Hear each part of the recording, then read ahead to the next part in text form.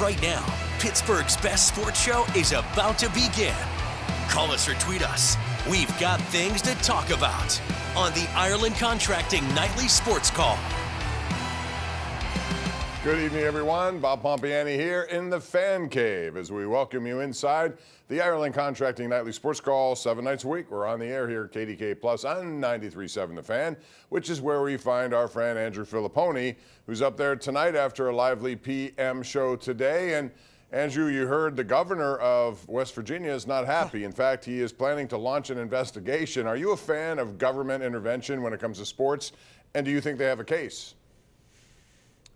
Well, I'm not really a fan of that, no. I remember when there were senators who got involved or congressmen who wanted to go after Bill Belichick for Spygate. That happened 25 years ago, and although I do know that New England cheated and I wanted them to be put in their place, I didn't really feel like it was the U.S. government getting involved in that. However, now we're talking about millions of dollars here. North Carolina making millions of dollars, the ACC making millions of dollars, and the state of West Virginia, the university, their athletic programs, and the Big 12 missing out on millions. So in that case, there should be a watchdog in these situations. And look, there absolutely is the appearance of impropriety, Bob, because of who was in charge of the NCAA tournament committee and what he stood to gain with North Carolina getting in. Bubba Cunningham made $100,000 as a bonus as the athletic director of North Carolina with North Carolina getting in. And the issue here is that there's just really no rational argument for North Carolina being in over West Virginia. So the fact that you have someone benefiting financially, personally in a big way, in a university making a lot of money off this decision, yeah, somebody should look into what exactly went down there, because it does seem like it was rife with corruption yesterday with North Carolina getting in. Yeah, and I heard some people defend Bubba Cunningham, saying that, well, those incentives were put in the place when he signed his contract. This is a different role. He didn't, and from what I understand, he wasn't in the room when they were figuring out the fine, but he's still ahead of the, so it looks like impropriety. That's the problem with this whole thing, and he was more than anyone someone who's going to gain money out of this whole thing. So, and we have our KDKA.com Connect question tonight. I think we know the answer around here because it's in the viewing area about who was more deserving of making the tournament, North Carolina or West Virginia. It's now 89% to 11% in favor of West Virginia. They're not in, but North Carolina is in, and I predict they're going to lose to San Diego State. I also think Texas are going to lose. Both those teams, to me, didn't deserve to be in, and they're going to get their just reward losing in their playing games to 11 seeds. Well, I haven't seen enough of San Diego State. A lot of the guys that went to the national championship with them are long gone, either graduated or transferred to other programs. Lamont Butler is one of those guys, and he's at Kentucky now, even though he might not play because of an injury. But I could see North Carolina beating San Diego State because they have played much better since they went to a bigger lineup. They put Lubin in, and since they've gone really with more forwards and fewer guards, that more balanced attack has done wonders for them, even though they still lost to Duke without Cooper Flagg and were getting killed before their late rally and then the lane violation at the end of the game. Sean Miller, we saw this team at Xavier beat Pitt 2 years ago in the tournament. And they've still got guys left from that team, including Fremantle, who's a good player. And they got a guy that averages over 20 points for them. So they got hot late in the year. I agree with you, Texas. You could even make the argument that Texas, North Carolina beat nobody. But, Bob, Texas lost 1 million games. Yeah. Texas, I think, set the record for most losses to ever make the NCAA tournament, and I think West Virginia's got a very valid argument to be in over them. As a matter of fact, when you lose the number of games Texas lost, finishing 13th, and I get it was a great conference, but they lost a ton of games. And I didn't think they had enough good wins to offset all those losses. No, I agree with you. And it's another team that shouldn't be in, and I think Xavier will beat them in that game in their playing bracket there. We're going to take a break here, Andrew. When we come back, we'll open up the phone lines, talk about the Steelers, talk about, the Pirates. Skeeves was on the mound again today, and Minnesota found out what he was all about. Henry Davis, will he make the roster? I think he should. What does Andrew say, and what do you say? 412-575-2600. That's the number to call right here live. It's KDKA Plus on 93.7 The Fan.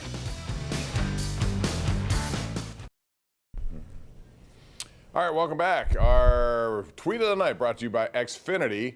is the 33rd team, and it's every season where a player had 1,500 plus receiving yards, 16 touchdowns in NFL history. It's a very short list. You can see Randy Moss, Calvin Johnson, Cooper Kupp, and Jamar Chase, which brings us to that topic, Andrew. The Bengals have an interesting situation on their hands. You know, they could have traded T. Higgins. They franchised him. There was still a lot of talk about what they could get. It's very difficult to have two of the highest paid receivers on your team, along with a quarterback who makes what he makes. And, you know, knowing that your defense needs as much help as it can get, and there's no guarantee that Trey Hendrickson will be back there, is that money well spent to you in Cincinnati? Whew, not really, because you have Joe Burrow and Jamar Chase. And so you have the elite all-time great wide receiver, the future Hall of Famer in Chase, and a top 5 quarterback in Joe Burrow. And how about not only their defense and the liability it was last year, and you mentioned it, their best player might be gone. Not enough pieces of pie left over for him, and a guy that led the NFL in sacks, who killed the Steelers in Week 18 here last year. But, Bob, also, how about their offensive line? I mean, their offensive line last year was not very good. Offensive line there has been very pedestrian, very mediocre, and they paid Orlando Brown and used a first-round pick on Amarius Mims. But they've had to cut guys. The interior of the line has not played up to snuff. Look, I think for as good as T. Higgins is, I think they would have been better off trading him, getting a big-time pick, and then reinvesting in other places, and then backfill with a young wide receiver in the draft and count on Joe Burrow making that guy better instead of giving him close to $30 million a year on top of the $41 million a year that you're paying Jamar Chase. So I don't think it's a very well-built team. Now, they've got the great Burrow, and because you have a quarterback like him, you're always going to have a chance. And so I like the Bengals overall more than the Steelers because of Burrow, but they're definitely courting peril and trouble with how little they've invested in their defense lately, Bob. It's almost like the opposite of what the Steelers have done over the years. And you know, they could face this whole situation. If they decide to bring Pickens back, I don't think that's the most logical thing to do at this point. But let's say they do. Let's say instead of trading him, they want to, he has a good year opposite DK Metcalf, and next thing you know, they sign him. That's a lot of money invested in the same position, which I think you can draft that position, use whatever you get in a Pickens hypothetical trade to help you on other areas. So these are the things you got to go through, and we'll see what I don't know if Hendrickson's going to return there or not. But if he does, he's going to want the kind of money that's been out there. He led the NFL in sacks, and what we've seen in this offseason is that by 2 different barometers, that number has gone up to $40 million a year. Not that he should get that, but I'm sure he's going to want his share of it. Well, I'm guessing he's going to want somewhere between Max Crosby and Myles Garrett. Yep, and that's, I think, probably too rich for the Bengals' blood. So they're going to have to find a way to probably deal Hendrickson and then get picks back for him. Maybe, or they make him play it out and they've got a disgruntled player. I don't know. It's not a great situation there. I mean, it's kind of a champagne problem where you've got a good player and you're worried about trying to keep the player happy. You'd rather have a disgruntled great player than not have a great player at all. But it's not ideal, and they're not a balanced team at all. And look, this is an offensive league, but you still need some defense, and we saw it in the Super Bowl with the way the Eagles' defense just dominated the Chiefs' offense up front and gave Patrick Mahomes really no chance in that game, although Mahomes really did not have a good game by his standards. Right, but that's a big part of it. Yeah, in big games, you still have to make plays, regardless of how good your offense is. 412-575-2600. Let's go to our number one Cochran Go One Better caller of the night, beginning with Jim in Peters Township. Hello, Jim. Hey, I'll admit I'm a Pitt grad, but last year, Pitt, when they had Hinson, they lost NC State in the semifinals. They didn't make it. No, I didn't hear Shapiro filing a lawsuit against them. And the governor of West Virginia, that's insane. The Big East isn't that good. They got 3 good teams. That's it. Well, I mean, he's looking at this from strictly what we talked about earlier. With the team in question is the team, North Carolina, that has its athletic director heading up the actual tournament selection process. So this does seem, especially when we found out that he had made some incentive money based on North Carolina getting in, it does raise your eyebrows. And so I think you have to at least look into it. I know he's mad. They're all mad down there.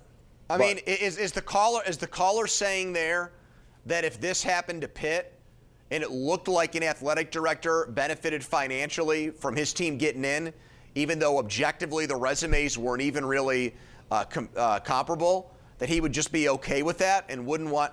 I mean, I'll just put all my cards on the table. I do think something fishy happened. I don't think that those guys on their own determined that North Carolina was just better than West Virginia. I think that there were personal feelings and things other than basketball and how the teams performed that entered into the equation. Yeah. And why wouldn't you want somebody to get to the bottom of that? Whether it's the West Virginia governor putting pressure on the NCAA, I'd want somebody to investigate why that happened. Yeah. Absolutely. Yeah, and here's the thing. You may look at it and say, okay, well, North Carolina travels with a lot of people. They come from a blue blood program, and we want that in our tournament. That's the wrong reason. That's not why you're making selections in this process. It's strictly about what you see, resumes, and everything else. So I think there's a lot of interesting debate coming on that thing, and we'll see where it ends up.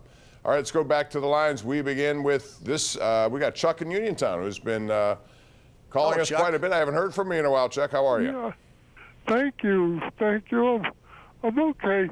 So, do you think Pitt shunned the NIT because of fear of getting behind in the transfer portal? And will West Virginia make the NIT? And what is the criteria? What does the NIT use as criteria for being for admission into that tournament? Yeah, Chuck, it's a good question about Pitt too. A lot of people debated whether or not it was in their best interest to have guys who may hang around. Not everyone is going to transfer, so you do have team members here who may need some playing time, and this may be a good opportunity to do it. I could see both sides of that, Andrew. Generally, I'm for playing than I'm for passing, but it just depends on how they look at it with the entire roster. Well, I'll try my best to answer the question. The NIT used to have its own committee, and it used to be mostly made up of ex-coaches. So that was a difference from the NCAA, which is mostly administrators. And they did that for a few years, and they stopped. And it's so convoluted now. I don't really have any idea. I know it's an NCAA tournament. It's run by the NCAA, but I don't know who actually picks the field. Those picks have already been made. West Virginia declined too. And the thinking there at West Virginia right now seems to be, this is just a hypothesis or educated guess on my part. I think not only is there concern about players leaving, but I think the coach is also iffy on being back there, Bob, given the fact that Iowa, where he's from right. Iowa, that job's open now. And there's even talk of him getting the Indiana job. So I think there's so much going on around that program. They're devastated and heartbroken by what happened. That's probably why they're not choosing to play. And there is an alarming number of schools now that decide that they don't want to play in one of these consolation tournaments, which here's what I don't get about that, Bob. By that logic, why don't 6 and 6 and 7 and 5 college football teams decline bowls? Right, exactly. Right? I mean, it's right in the thick of the transfer portal. Right, but teams don't opt out. They play. Whoever's in there plays. And you give guys an opportunity. Who knows what you'll gain from that? It could be valuable. All right, let's go to Jay in Pittsburgh. Joins us right now on the Ireland Contracting Nightly Sports Call. Hey, Jay. Hey, gentlemen. How you doing today? Good. Okay, I just wanted to agree with you all saying that, Burrow is a great quarterback. But there's a quarterback sitting out right now who's beat Joe Burrow. In the last 2 years, he beat Joe Burrow. He beat Aaron Rodgers. He beat Lamar Jackson. He beat the guy from Washington. And that's Russell Wilson, man. Just bring Russell Wilson back. Well, you're one of the few people who have actually called and asked for that. It's funny, Andrew. They had every chance. If they wanted to bring him back, they could have had this done fairly easy. It's clear that he wanted to stay here. And yet here it is with no clear answer from Aaron Rodgers. He's still out there. Nothing's been done to change that. So I get the feeling they didn't really want him. They chose Fields in terms of giving a contract. How do you think this musical chairs will all end up? Because Rodgers controls it, but to a larger degree, Kevin O'Connell controls it, I think. Well, I still think Aaron Rodgers is going to end up here, but I hate the way that he's strung the Steelers along.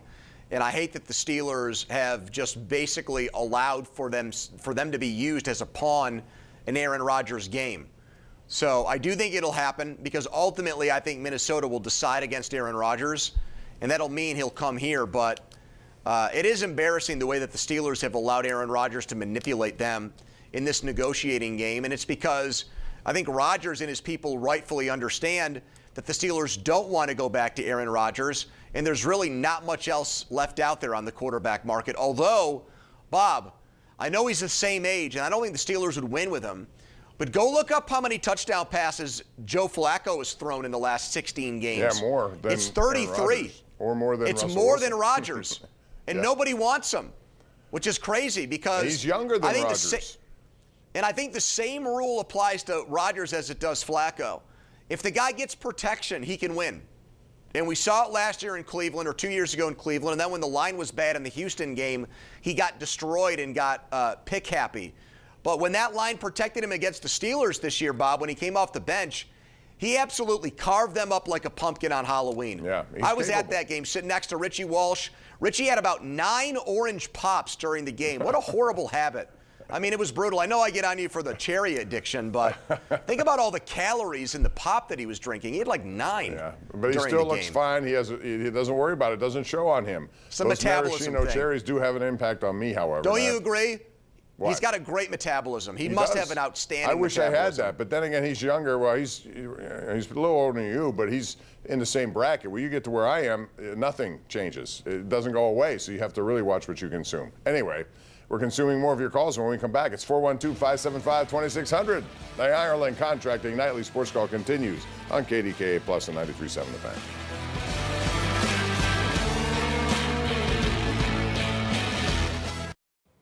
All right, Ken Rice is standing by with a preview of what's up tonight on KDK News at 11. Ken? Hey, Bob, 4 tornadoes touched down in southwestern PA, plus a car crashes into a daycare center in Fayette County, and a victim speaks exclusively with KDKA about the graphic threats made against her by her neighbor. All coming up here at 11, Bob. See you in a few. All right, Ken, thank you very much. One more call before we go, and that would be Ernie in Plum. Ernie, go ahead. It's Bernie, Bob, and Hi, Bernie. you know what? I kind of agree with you as far as North Carolina not being in the tournament. But if I had to choose between West Virginia and Indiana, Indiana belongs in the tournament. I disagree with that. How do you feel about that, Andrew? He said Indiana versus West Virginia? Yeah. I'd go West Virginia, but it's much closer because Indiana went to Michigan State and won. They also beat Purdue. I'd go West Virginia. They have better wins than North Carolina has, actually. You know, in terms of Indiana? Yeah. Absolutely. So Totally. well, it's going to be interesting. And Bob, to let's see. go St. Francis. Let's get a win with them. Let's come on the show tomorrow night and talk about them We will getting know. the first win in school history. That would be great. And then they have the prizes going and playing Auburn right after that. But hey, you never know. Just get in there and find Auburn's out. vulnerable right now. They're not going to the Final Four. Mark my words. All right. There you go, Pony. Thanks for joining us. We'll do it again tomorrow right here at See you, 10:35. Bob. Good night.